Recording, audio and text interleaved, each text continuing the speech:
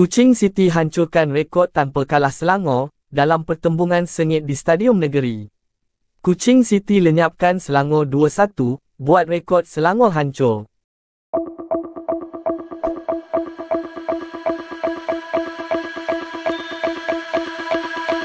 Kuching City FC berjaya mengekalkan momentum cemerlang mereka dalam Liga Super Malaysia dengan menewaskan Selangor FC dalam perlawanan yang penuh dramatik di Stadium Negeri, Kuching. Keputusan 2-1 ini bukan sahaja mengukuhkan kedudukan The Cats dalam kelompok 4 teratas, malah turut memadamkan rekod tanpa kalah Selangor yang berlangsung selama 14 perlawanan.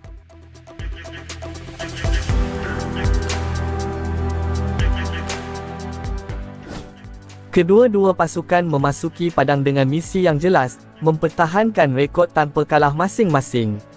Selangor, yang diketuai oleh Noah Lain, menggunakan formasi 3-4-3 tetapi jelas bergelut untuk menembusi pertahanan kukuh Kuching City, yang dikawal rapi oleh Shahril Saari.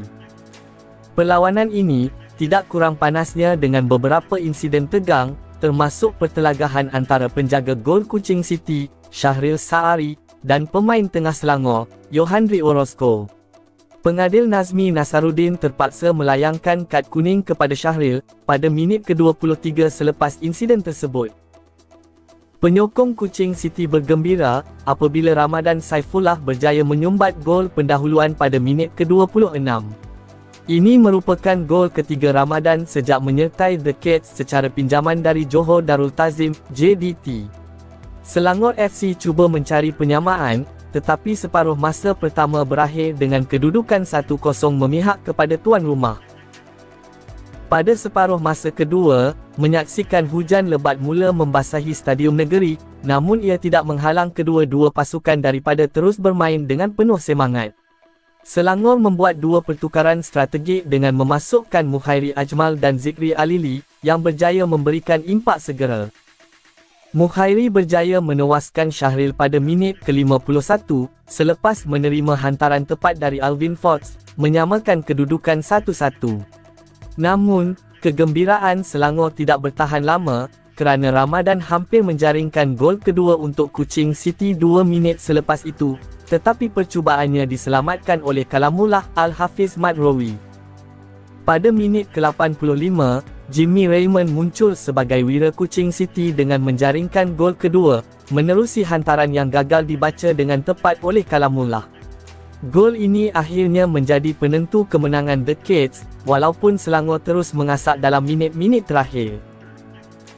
Keputusan ini membolehkan Kuching City memintas Sabah FC di tangga ketiga Liga, walaupun kedua-dua pasukan berkongsi 36 mata.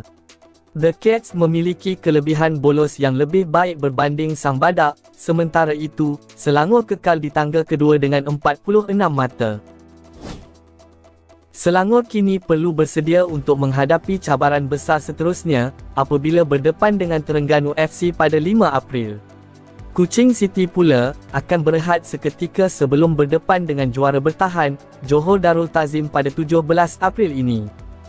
Jangan lepaskan aksi seterusnya dalam Liga Super Malaysia, yang semakin panas dan penuh kejutan.